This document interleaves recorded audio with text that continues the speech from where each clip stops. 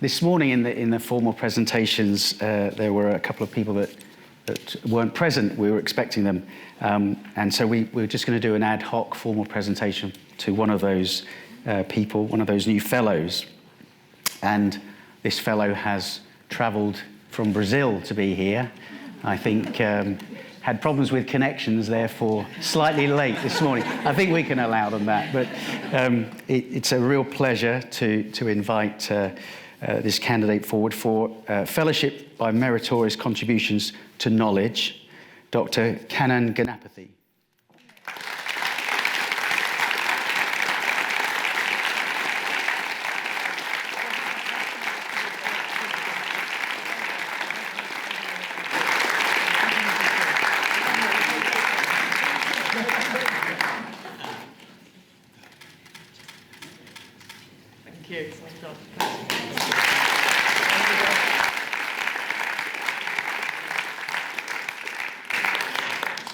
Kannan, you really should have stayed working at the University of Liverpool. It's much easier to travel here.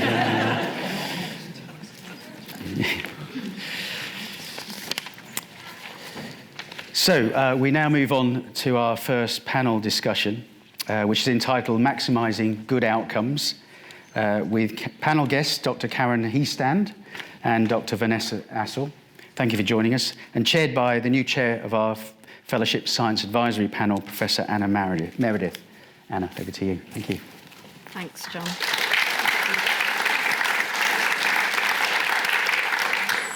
So, good morning, everybody. Thanks very much for joining this panel session. As John said, my name is Anna Meredith. My day job is I'm a professor of zoological and conservation medicine at the University of Edinburgh.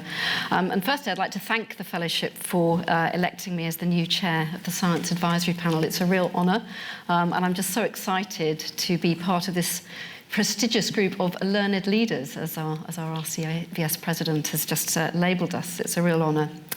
So, following on from some initial panel work that the Science Advisory Panel has been doing to date on quality of life, earlier this year, including 3 webinars that we ran in June on gold standard, sort of moral and ethical conflicts, and the impact of insurance. Some of you might have joined in with those webinars. This session is about maximising good outcomes. How do we do that? How can veterinary care consider and balance the best interests of not only the animal and its quality of life, but also the owner or client and the vet?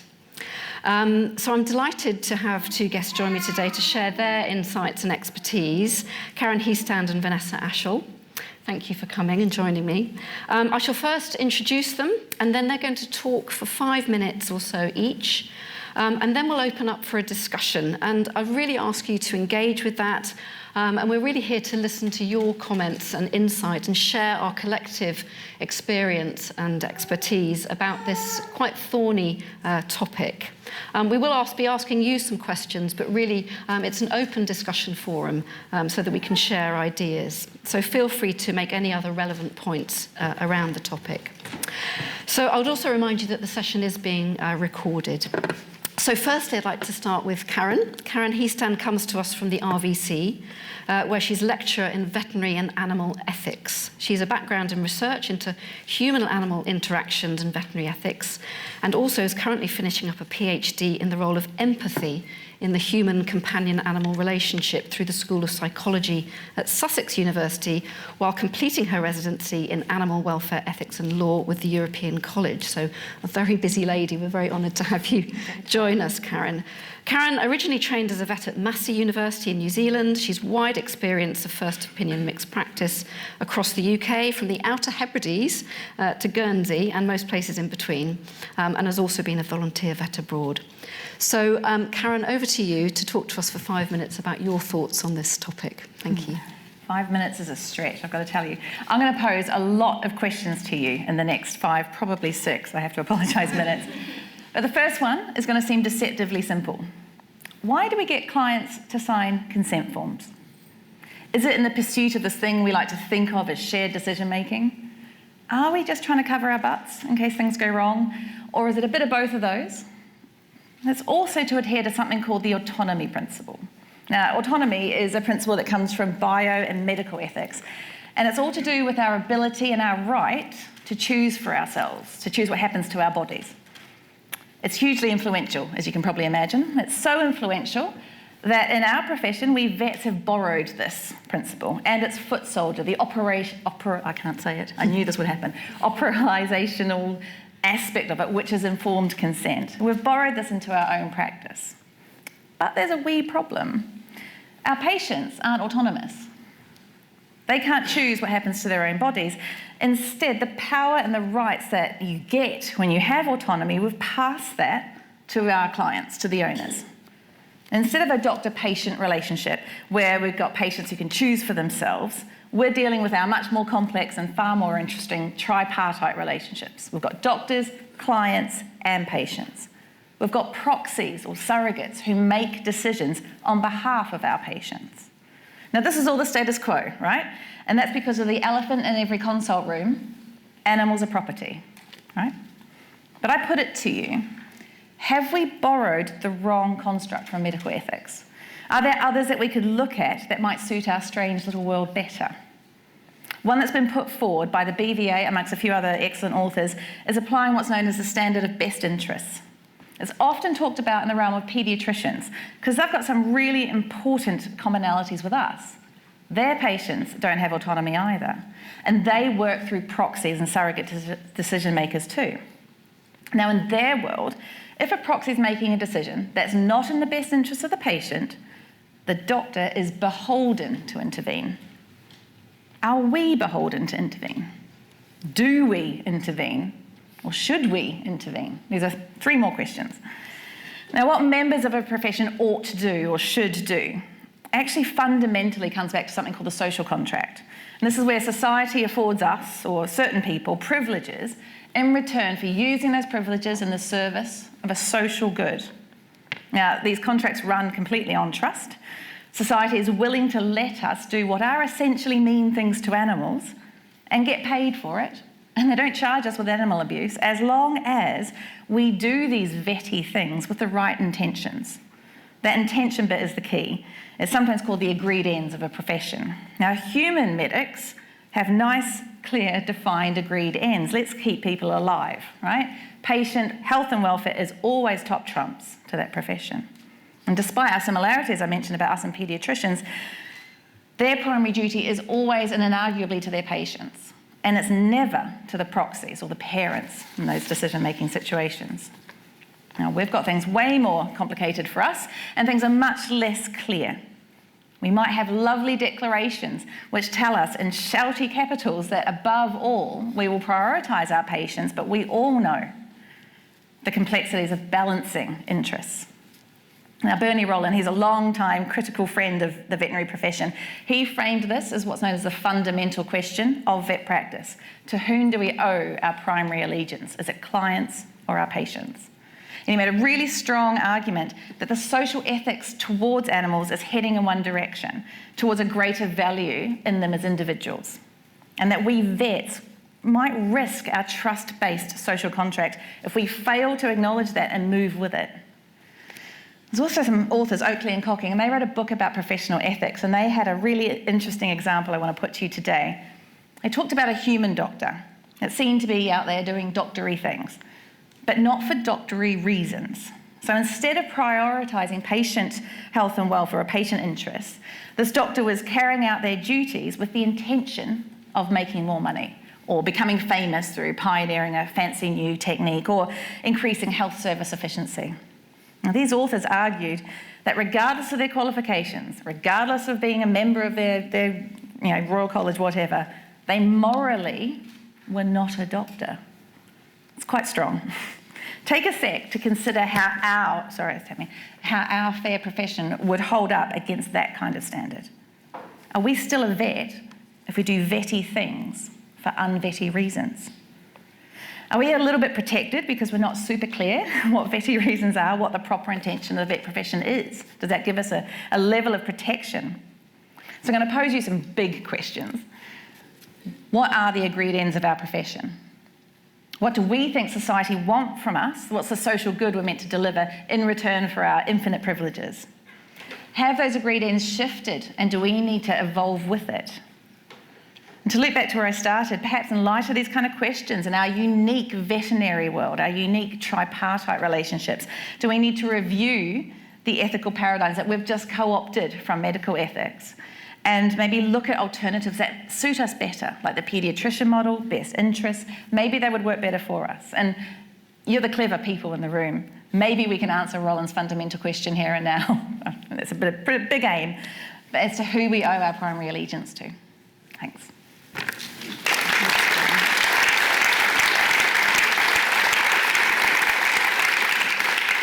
Thank you so much. Real food for thought. I can see the cogs whirring and people really starting to think. So before we open up for a wider discussion, I'd like to introduce our second guest, Vanessa Ashall. Vanessa is a European veterinary specialist in animal welfare science, ethics and law. Following a varied clinical career in mixed practice, in laboratory animal medicine and veterinary blood banking, she's now Wellcome Trust Senior Research Fellow in the Department of Sociology at the University of York and co-director of the Science and Technology Studies Unit.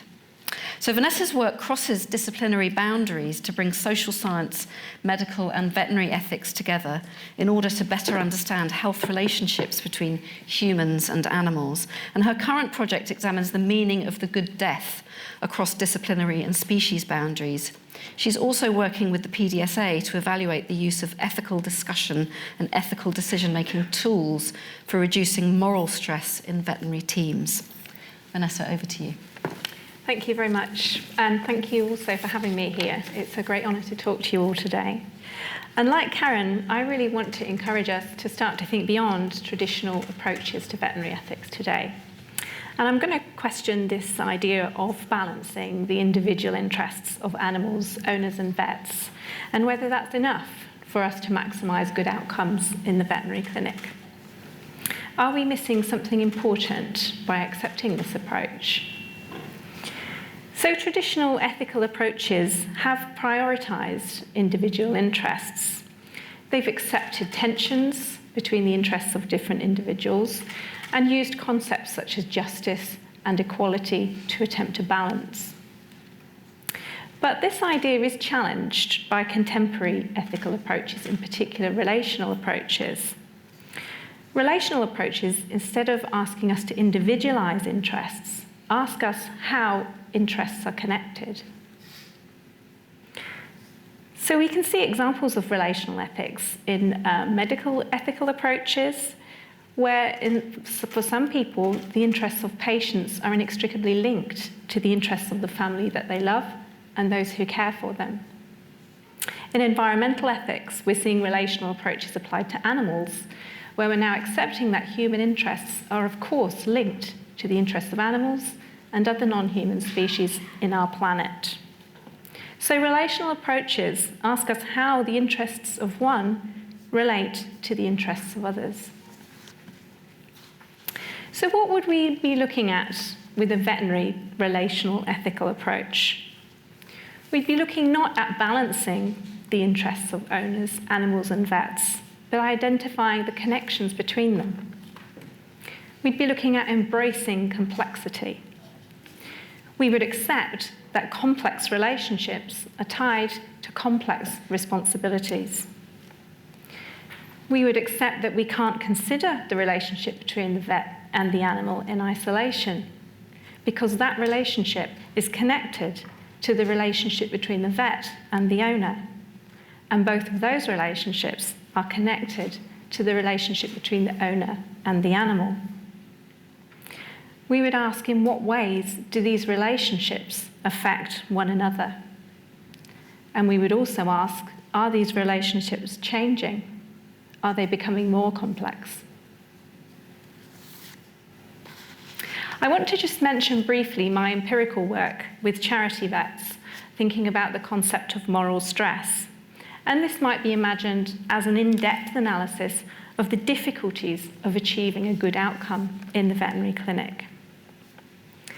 Vets tell me that balancing interests in the clinic can feel impossible. Sometimes they feel their only option is to choose the least worst outcome. Vets experience moral stress because it's impossible to act ethically. A good outcome is sometimes out of their control. And this work supports the development of relational approaches to veterinary ethics because it demonstrates the reality of complex veterinary relationships between vets, animals, owners, and also colleagues, employing organisations, and society. And most importantly, it highlights the extent of influences outside the veterinary consult on clinical decision-making.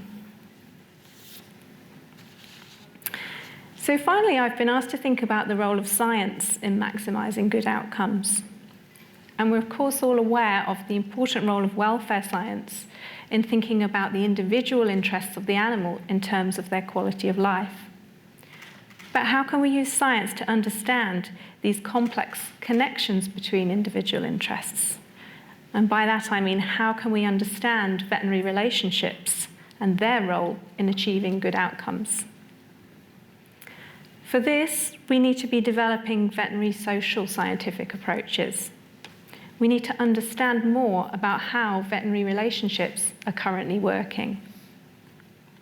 We need to use this as data in empirical veterinary ethics, where we can examine how relationships should work in order to maximise good outcomes. And finally, we need to be taking quite seriously the question of who else needs to be involved in maximising good outcomes. We need to accept, perhaps, that we cannot understand and improve veterinary relationships on our own. Thank you. Thank you, Vanessa.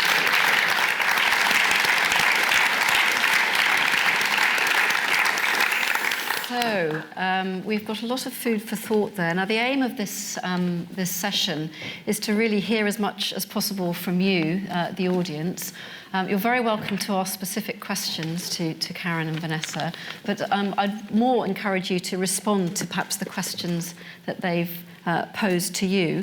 And in particular, we'd like to get a spectrum of not just the small animal sector, but also farm animal, equine, and also, dare I say it, the sort of wildlife conservation sector as well, and also laboratory animal sector, because I think there's some interesting parallels there in the way things are thought about. So we've got two roving mics. Could I please ask you to raise your hand if you want to make a comment or ask a question? Wait for the roving mic to get to you. And then if you would state your name and sort of area of work.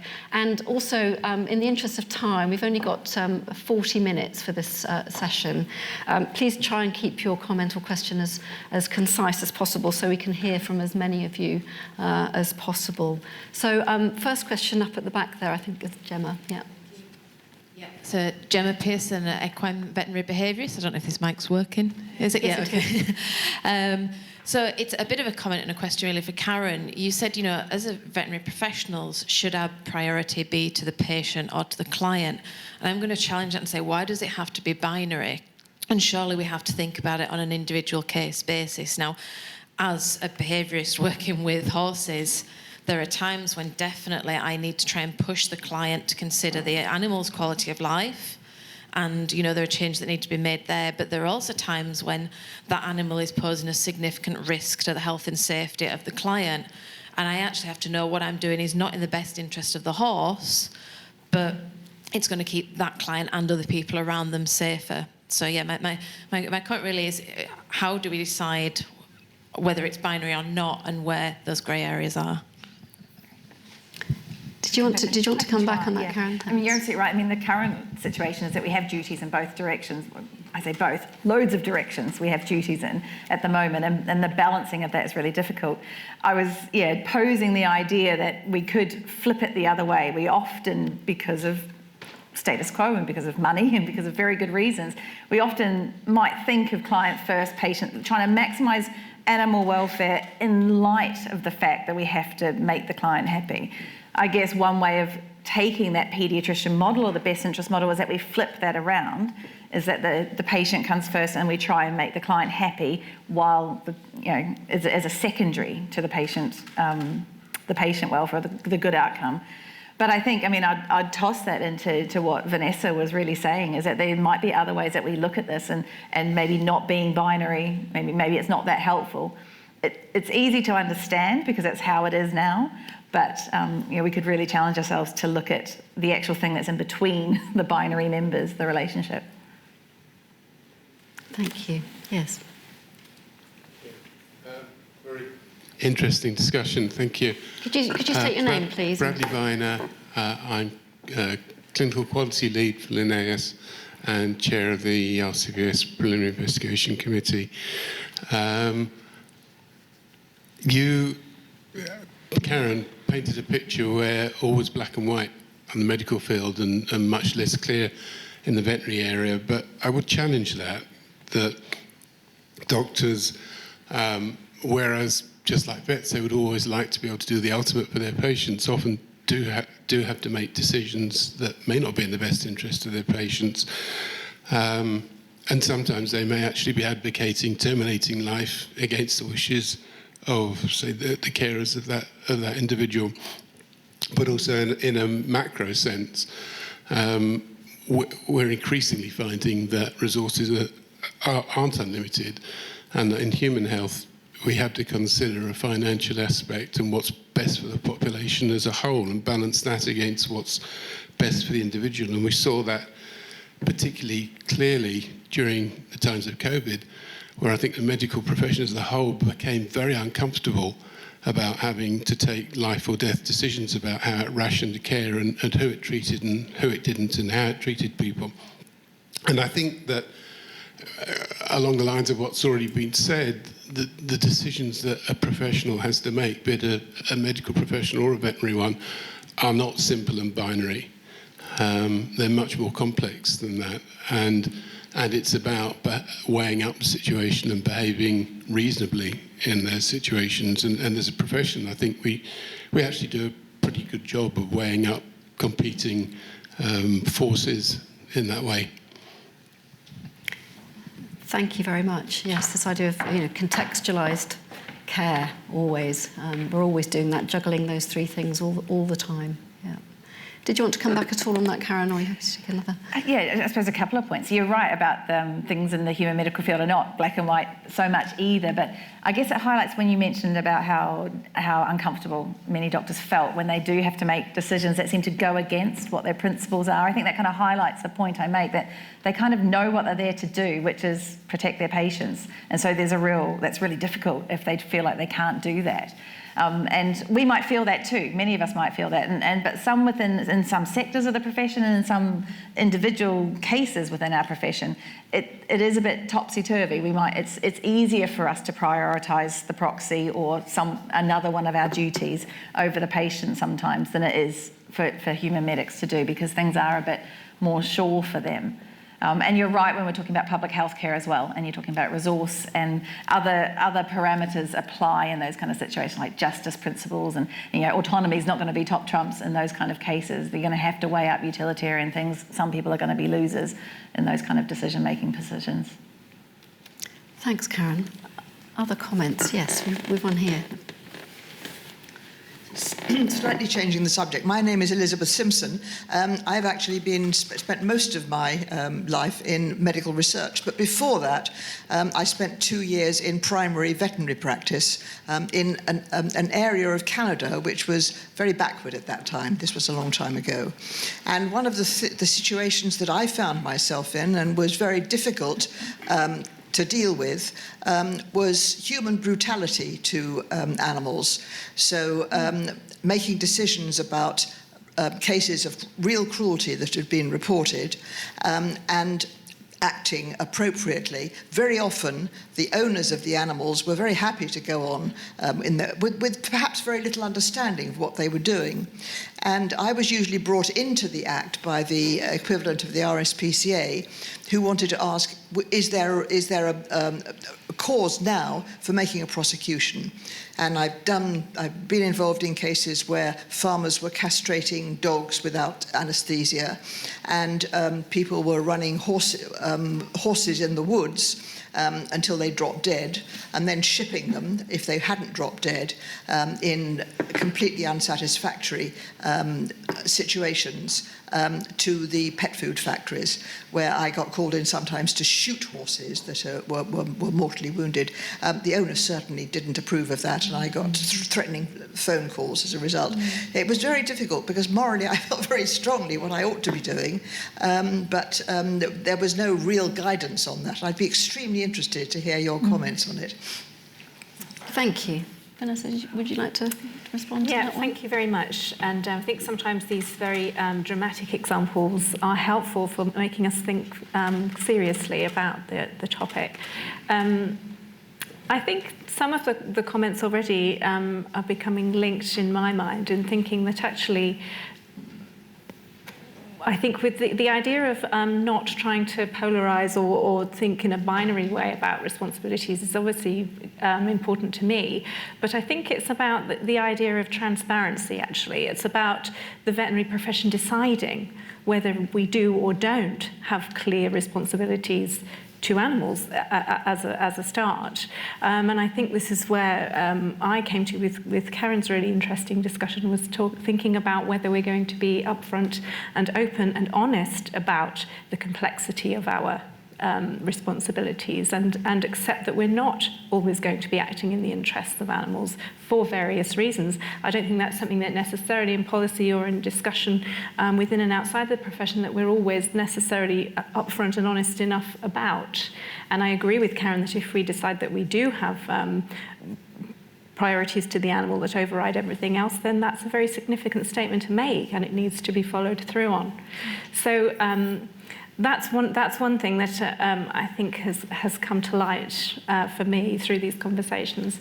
And even thinking about the links with medical ethics, the same. Yes, it's not black and white in medical ethics either, but they do have a lot clearer and better understood priorities. People are also more aware of the financial implications of the nationalised healthcare service that we have and how that works. I think that, again, that's something that doesn't come up enough in our conversations within the profession and with clients, and perhaps a bit more transparency around the complexity, the acknowledged complexity that we feel, the vets that I'm working with and myself in my own experiences and you feel the complexities, but how are they actually being translated into policy and into action and discussion within and outside the profession? Thank you. Yes, thank you. Very interesting. Sorry, is there another question? Yeah. One question here, two over here. Lovely. Thank you. This one is Fred McKeating. 22 years as a director of the Veterinary Defence Society, so I've seen plenty of scenarios, fortunately happening to other people, not me, but I think one of the mantras that's taken me through my career as a practicing vet as well as one on the sidelines was that the vet is the advocate for the animal, and protection of animal welfare is the bedrock. And if we move away from that, there are dangers that you will be conflicted, manipulated, and exposed to all sorts of hazards. And it can be very helpful to say, I can go that far, but no further, and I will not do that, or I must do something to protect that animal's welfare. And that can be used and is legally accepted to override the instructions of the owner. The vet cannot be party to inflicting, say, unnecessary suffering. And that can be used, and I won't go into great detail, but the classic one is the bitch needs a Caesar, there's no money, and they expect the vet to dip into their pocket. But the vet can turn around and say, euthanasia is an option. They're not going to do it, and they rarely do. But the very threat of that usually makes somebody, the owner, find the money somewhere. And there's all sorts of background issues going on there, that where animals are owned for profit, for income, it's slightly different from sentiment, but you have to override at certain stages and act in the animal's best interest. But I've enjoyed the discussion, and it's never black and white. We need shades of grey, but having a backstop can be very helpful. Thank you for making that very, very, very important point, that as you say, we are the advocates for animals, and perhaps you say, we need more transparency and leadership perhaps as a profession. It'd be interesting to talk about what more we can do to emphasise that. Yes, gentleman up here with the red tie.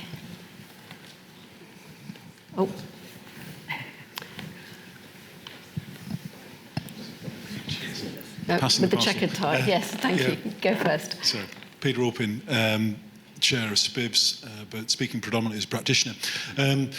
One thing that I think is interesting is this law of unintended consequence. I've had situations before consulting as a swine animal vet where somebody brings in an animal and says, well, I would have brought it in earlier, but I'm frightened the vet was going to put it to sleep. And you see on the farm side the same situation. If they start prejudging your position, then you can basically distance yourself from the client. So that's the challenge. And I'm with Fred in terms of what he's eloquently sort of described. But I think it's really, really important to also consider that there is a way that some practitioners could actually adopt a very client-centric approach which would be very commercially successful.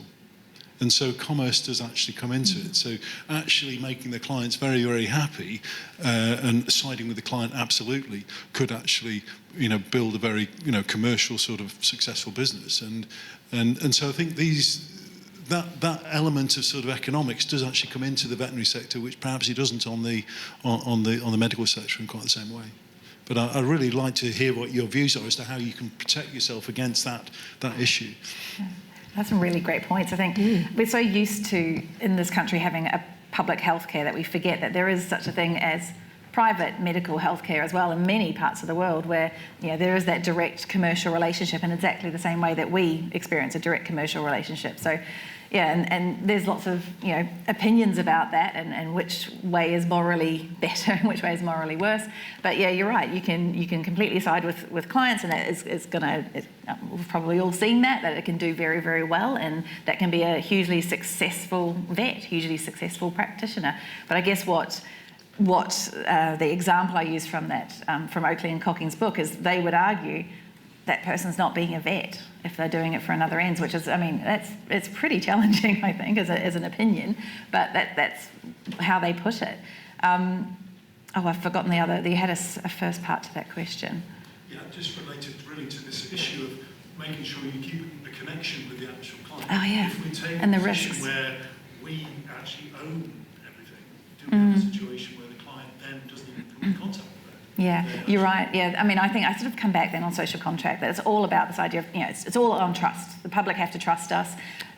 We worry a lot about it, I think, because we hear a lot of negative things coming from we feel like we hear a lot of negative things coming from the public about us just wanting money or the criticisms that maybe we are chasing other ends that are not what society wants us to do. And that poses its own risk. Just, we have that risk out there already of them thinking that we're doing the wrong thing, not what they want us to do. So I think that is something, and I'll come back to what Vanessa said about transparency. I think that's where it needs to be clear. I think the fact that there's a misunderstanding, or within the profession, I think some of us might be really clear about what we're in it for, and I think others maybe, see the complexities a bit more.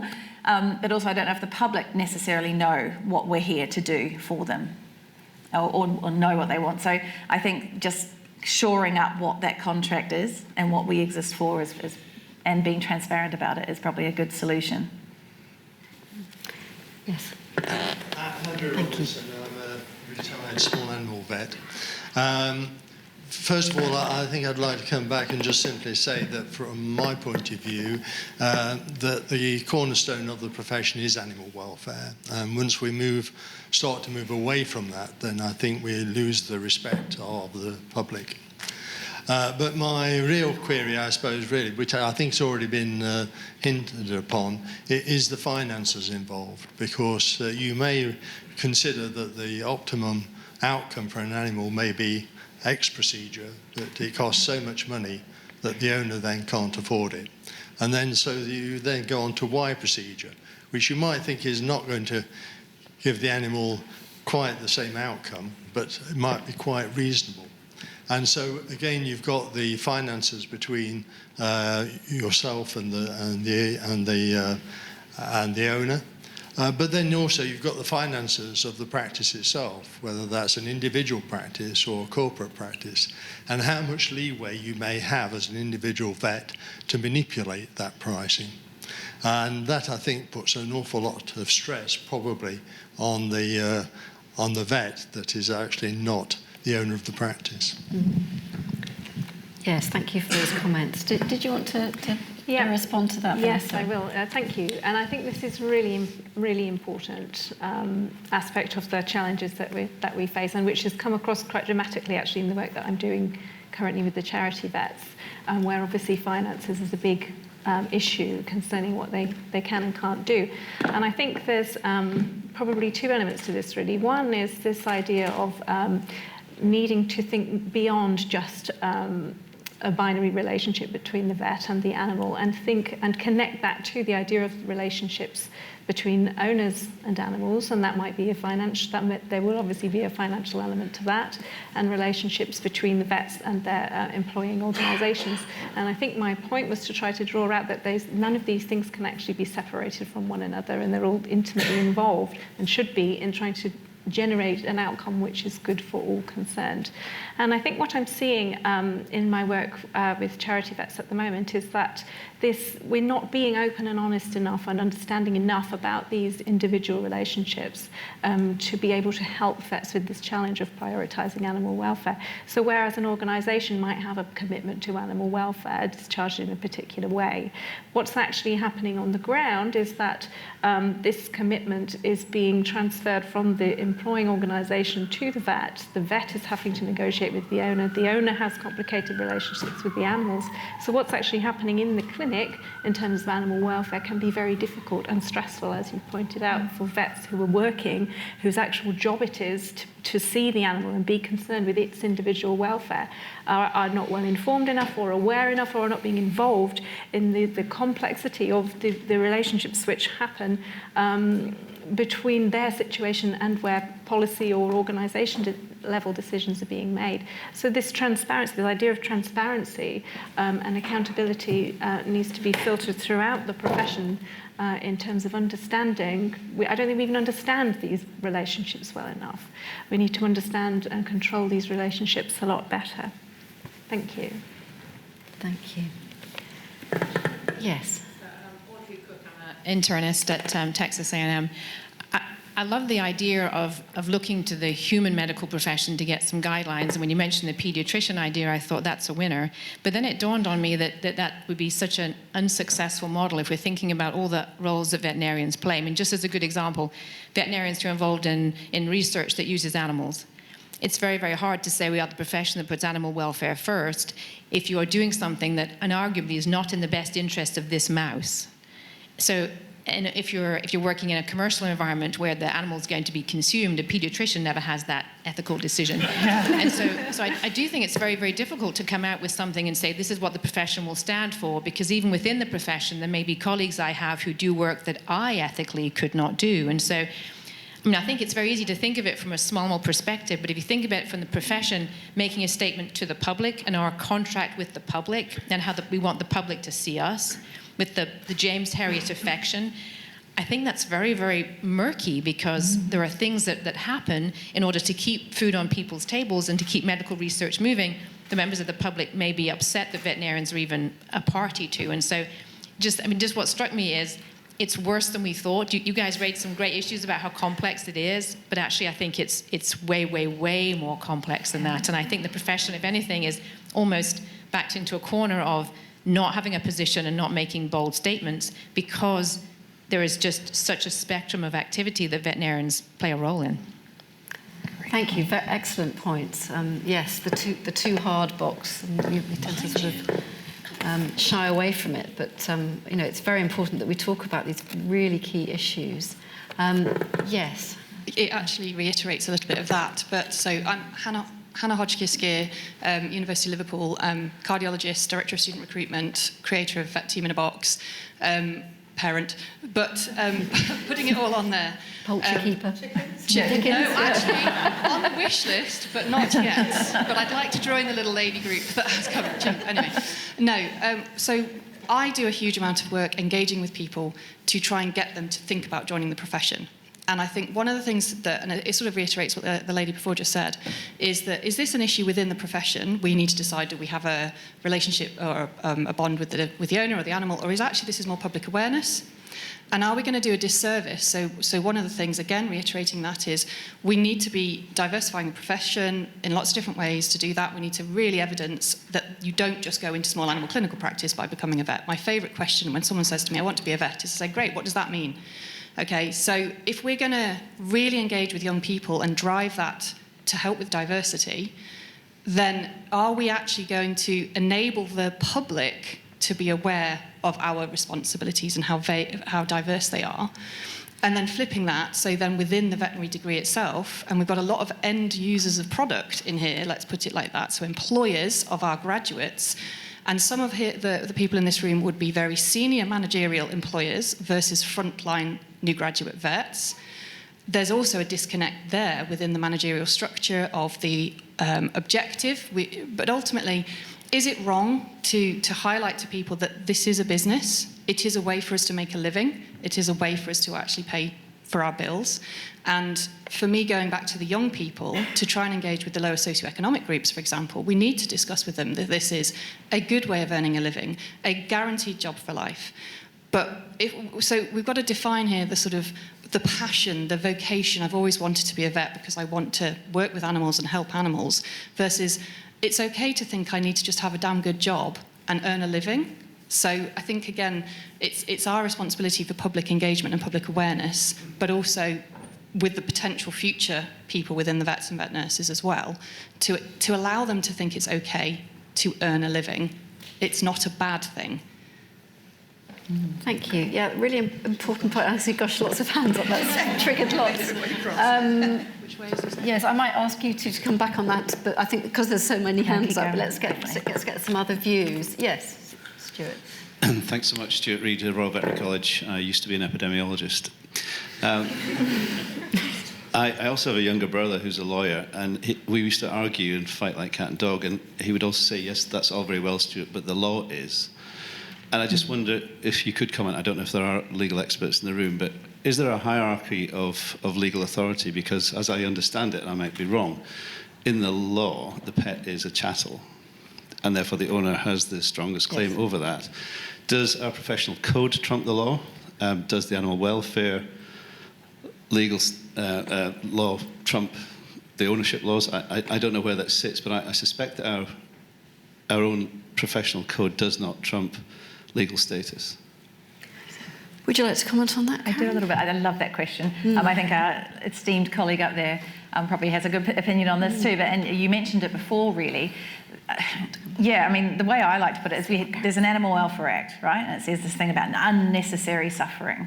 It's ill-defined, let's put it that way. What is necessary suffering versus what is unnecessary suffering? But I think this is purely my opinion really, I think there's a gap. There's a sort of gap that falls between what we accept as normal and what we do as vets and what we accept as okay for a client to do or want before we'd ever think of invoking this Animal Welfare Act. On the property side of things, animals have been talked about as a special type of property. Yes, they are chattels, but they're not the same as this table. We have extra duties to animals that I don't have to this table because we have the Animal Welfare Act. There is no Table Welfare Act that is going to protect this table if I want to kick it. But there is for the animal. So there is other laws that can come in and can trump ownership and can trump someone's rights over their property, yes. But within our profession, we don't go there. That's not a place that we go very often. And we see a lot of this. We see a lot of what might be construed as unnecessary suffering, but it's often taken as normal or acceptable within the parameters of what we see and what we do every day. And we don't necessarily question it. And it's a big discussion, but there's a whole host of reasons why we don't take steps. And many of them are valid, and there's some that maybe don't have the evidence behind them as to why we don't take steps on that. But certainly the RSPCA would advocate that, yeah, we should be, reducing this gap between the things that we see that we know are bad and probably unnecessary and actually invoking the Animal Welfare Act. Thank you. Before I take Karen, Vanessa, would you like to come back on that? this? Well, this is a really great question, and I think this idea of policy and regulations is very important. Whether we start or finish there, it keeps coming up, and I think this is an excellent point, the tension between the legislation which regulates animal owners' relationships with their own animals in terms of them owning them, and legislation which regulates us as a profession. And I think what this points out really is that we have some guidance in terms of our own relationships and responsibilities to animals, as do animal owners in terms of their relationships and responsibilities to the animals as owners. What we're not really thinking about is the relationships between each other. We're talking a lot about our responsibilities to animal owners and our concerns for them and our duties to them. What about the responsibilities of animal owners to us? What are they permitted to ask of us? I think that's what we're not really getting at. Thank you, Vanessa. Yes. Yes. Yeah. I'm Caroline Crowe, Head of Training at the Veterinary Defence Society. It was just really going back onto the binary principles. We're aware that life isn't black and white and it's much more contextualised. How do you think, or what do you think is the role of language that we all use within the profession, and how comfortable do you think that people feel using different language? So moving away from things like gold standard, excellence, that is very much a binary, black and white, right and wrong. And what we see in practice is when people are put into those moral situations where we try and do the best for the patients under our care with the resources we've got, but we haven't got the time, or we haven't got the money, or we haven't got the owner doesn't want to do it, then the outcome is the vet feels like a failure. And if we're looking at sort of retention and also just about enabling people to feel successful in their role,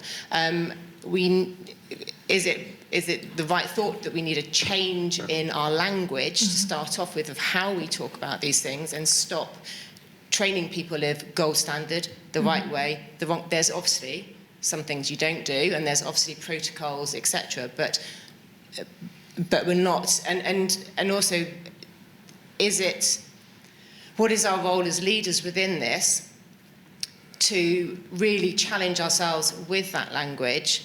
Because when we have the language of gold standard or excellence, then it enables us to prove, oh, this is why I do it this way. And actually now asking me to change that, but actually we need some change in that. And is that what you're seeing from your research as well, or? Yes. I mean, I think this is really important, and I think you're really drawing attention to the types of words that we use when we talk about veterinary medicine. And I think the reason for that, or what that demonstrates, is the prominence of scientific language and approaches and thinking of veterinary medicine as a science, and I think this is where we've got to with the gold standard, that the more science you can apply, the better, things are going to be.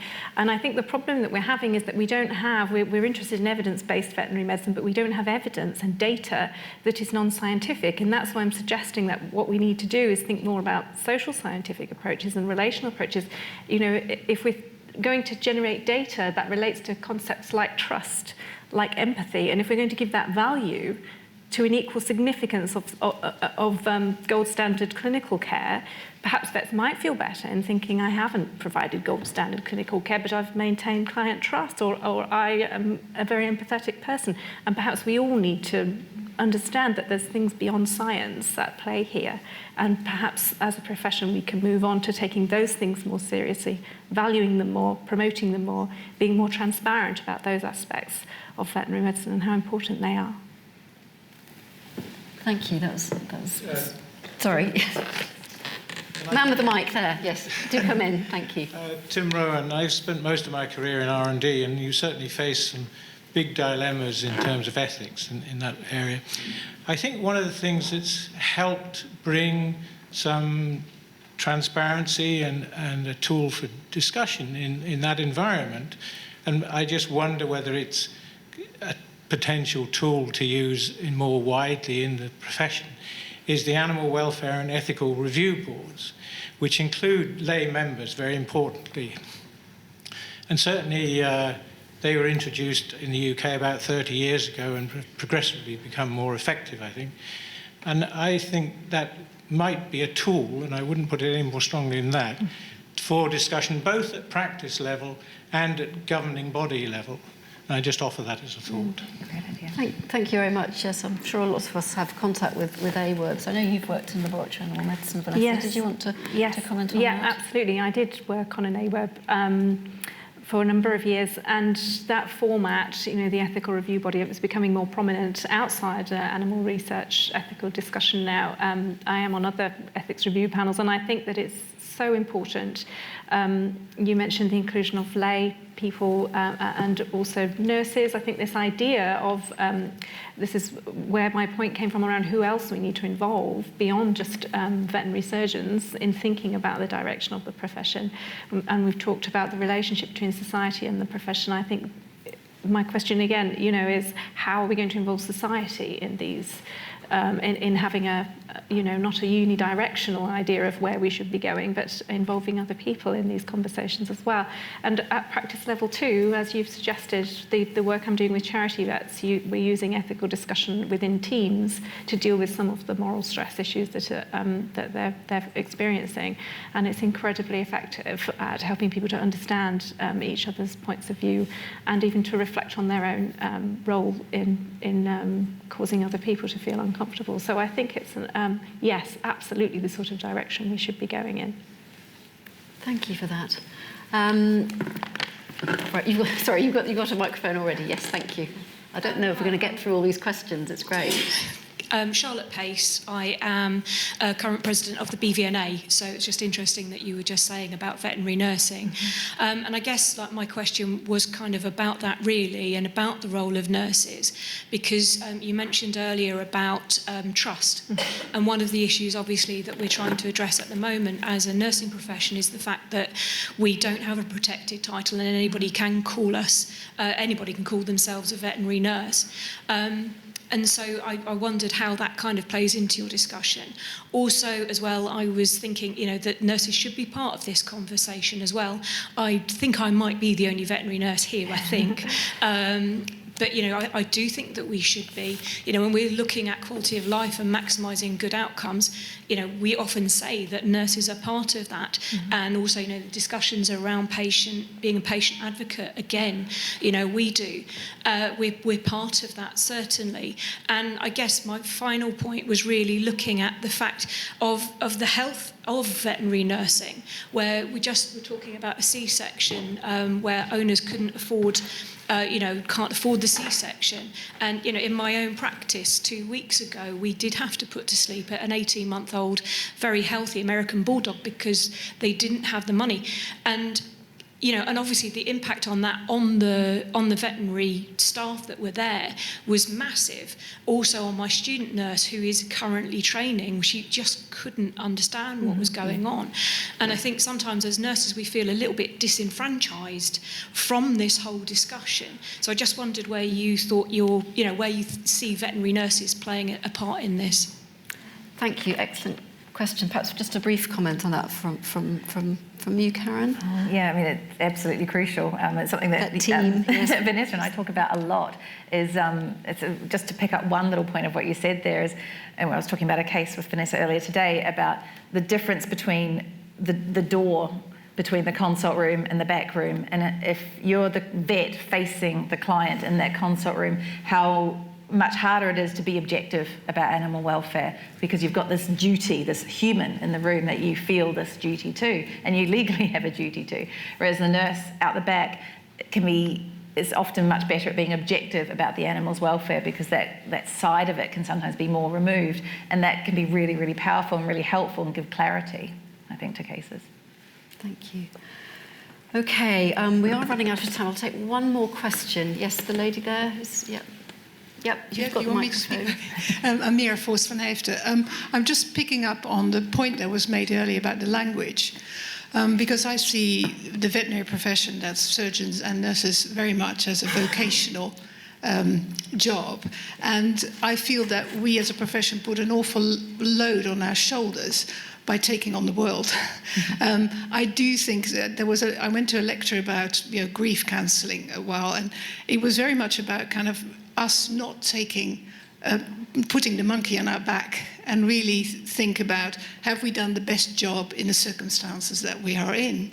And then giving ourselves a pat on the back rather than a monkey on the back, kind of trying to talk about the things that we could have done or should have done. Or it's good to be reflective, but I also think as a veterinary profession, we put far too much load on ourselves with some of these questions. Thank you. But did you want to just make a comment about that? Your Yes, work on the moral yes. stress. I mean, I completely agree, and I think there is an element of self-imposition, but I think we also need to think about where those pressures, external pressures, are being applied to vets in practice. How much of that is, to what extent are the profession supporting vets in feeling that they can not provide gold standard care, in that their situation is very difficult and sometimes they're not going to be able to do the right thing. How much support does society give to the profession? I think there's a lot of externally imposed pressure that we need to try to understand better and deal with as well. Thank you. Somebody at the back there, one last question and then we'll have to wrap up. Yeah, thank you. Thank you. Duncan Berkshire, I'm a practicing pig vet from Yorkshire, so you were wanting Grace, yes, some please, yes. side of things. So for the last 5 years, unfortunately, I've been involved with the animal welfare team, policy team with DEFRA. So one of your questions from the gentleman down there was about how that's all balanced, and trying to get that balance right when we put it out onto farm is actually very, very difficult, and often comes down to lawyers' interpretations of those laws. But the other thing, we've discussed a lot about individual animals, whether that's be equids or whether it be more standard companion animals. Whereas when you're talking about a herd, there's a few other things as well. One of those is human health, because they're food-producing animals, and you have to weigh up whether putting a pig through the stress of a vaccination for something which is a zoonotic infection is actually going to be of benefit to the end outcome. There are also businesses, because without that business still surviving, those animals wouldn't be there. So there is a big weighing up of all those different elements coming together for those farmers. And then the other bit, which this lady over here said about the balance between individual animals and the owners. When you're talking about a herd, there are sometimes difficult decisions I have to make where I'm looking at an individual's welfare versus the welfare of the herd as a whole. And we see that in extreme for notifiable diseases. We had a student presentation earlier about avian influenza, and we have ASF as our biggest threat in the pig sector, where you're ending up putting the animals down for the benefit of other animals. And that goes all down to individual animals which we may sacrifice in order that we can gather specific isolates for putting into autogenous vaccines. So it's a massively confused and messy area, and it's been really interesting hearing the debate from a kind of individual type animal side of things. But please remember that there's a vast area of the profession which covers groups of animals as well as those in research. Thank you, thank you. Well, I'm afraid we've run out of time, but wow, we obviously could have talked all day about this very important issue and the complexities of it. Certainly, I'd like to get some thoughts, perhaps over lunch, and also I'd encourage you to continue this conversation on the Discourse Forum on the RCVS, the Fellowship website. About, with my role as chair of the Science Advisory Panel, what sort of tangible resources do we as a profession think we need to tackle these very thorny issues? And I look forward to hearing more thoughts about that. And certainly we'll take all of these thoughts and ideas and discuss them further on the panel and see how we can help progress this very, very interesting debate and topic. So thank you very much for your participation. I won't want to stand between you and your lunch. I understand that's in the library now. And also a huge thank you to Karen and Vanessa. I'm sure you'd like to thank them in the usual way. Thank you.